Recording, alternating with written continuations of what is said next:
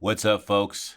Welcome to this quick tutorial on how to do like a Twitter overlay for your photos. So, first things first, you just want to make any document. I just made one for 300, pixels, and you want to make sure you know what your Twitter profile picture is.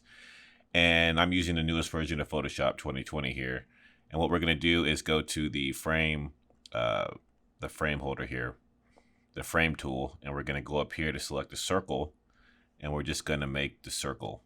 And that's pretty much how I did that. I'm going to be moving along pretty fast because, I mean, if you know Photoshop, you know the logistics of this. So I'm just teaching you how everything is here. So that's how you get the circle.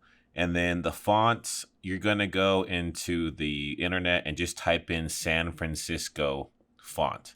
And it's going to bring you to this here, and then you just download all of these.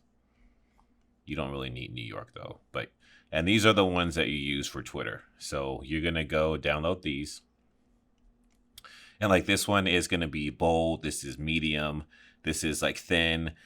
So pretty much you just need to play around with it, take a screenshot of your tweet so that way you see it. And that's exactly how I got the colors here too. But I mean, since we're on here, I might as well show you. So you could just copy this number here, and this is a light gray that you see. So you just write this down. And for the blue, well, that's not it. Okay. So for the blue, it's this number right here. So you could write that down and put it in. And these are the colors, and then there's black. And these are the colors. So like I said, it's pretty easy, straightforward. The only thing you really need to know is the fonts, which I just told you, and then the frame holder tool makes it really easy to just make a circle like that. And that's exactly how you do it. And then, like I said, just on your phone, look at your Twitter, screenshot something, and then just light it up or think about how, slow or small you want it to be. And then when you're done, you're going to get rid of the background layer, and you're going to save this as a PNG or put it on something else, which is exactly what I did.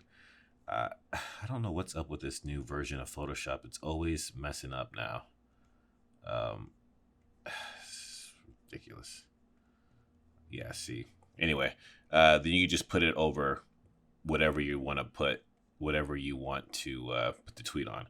But that's pretty much how you do it. Really straightforward. If you have any questions, just let me know, and I'll see you in the next two.